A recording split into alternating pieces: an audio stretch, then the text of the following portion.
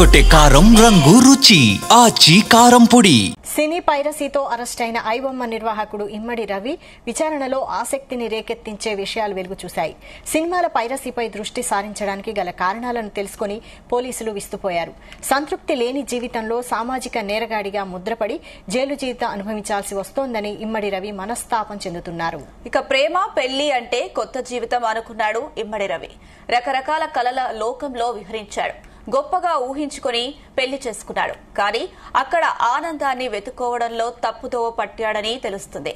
ప్రేమించి పెళ్లి చేసుకున్న పెళ్లం ఇంట్లో అత్త చివాట్లు చిరాకు తెప్పించాయి. సంపద లేనోడిని మాటలు రవి మనసును బాధ పెట్టాయని తెలుస్తుంది. తాను చదువుకున్న చదువు టెక్నికల్ నాలెడ్జ్ తో సులభంగా కోట్లు సంపాదించే ప్రయత్నంలో నేరగాడిగా మిగిలాడు.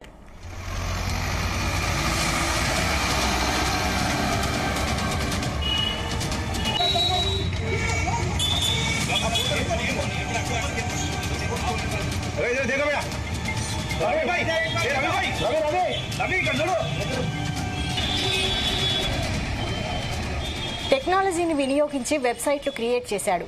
సినీ పైరసీతో ఐబొమ్మ ద్వారా కోట్లు సంపాదించాడు. పైరసీ టెక్నోక్రాట్ ఐబొమ్మ రవిగా సంచలనం రేకెత్తించాడు.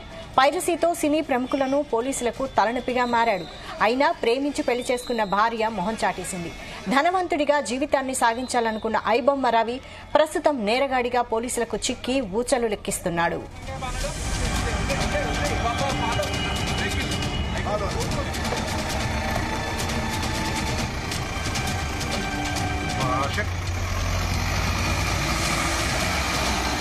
ఐబొమ్మ ద్వారా నెలల రోజుల్లోనే బెట్టింగ్ యాప్లతో ఊహించినంత డబ్బు వచ్చి వాలింది. కానీ సంపదను చూపినా అతనితో కలిసి ఉండేందుకు భార్య ఇష్టపడలేదు. దీంతో 2021లో ఇద్దరు విడిపోయారు.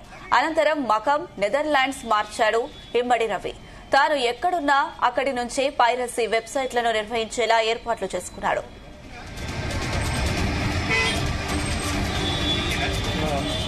వాటి ద్వారా స్వీకరించిన 50 లక్షల మంది డేటాను సైబర్ నేరస్తులు గేమింగ్ ముఠాలకు విక్రయించి 20 కోట్ల రూపాయలు సంపాదించాడు.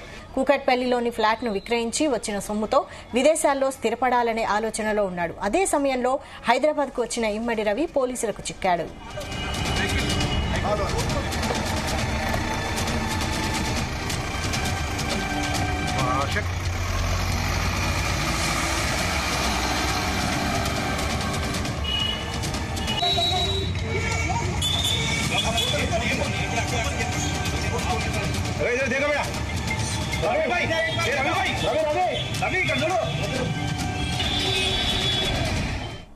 గుమగుమల వంటలే వంటలే అదరగొట్టే కారం రంగు రుచి ఆచి కారం పొడి.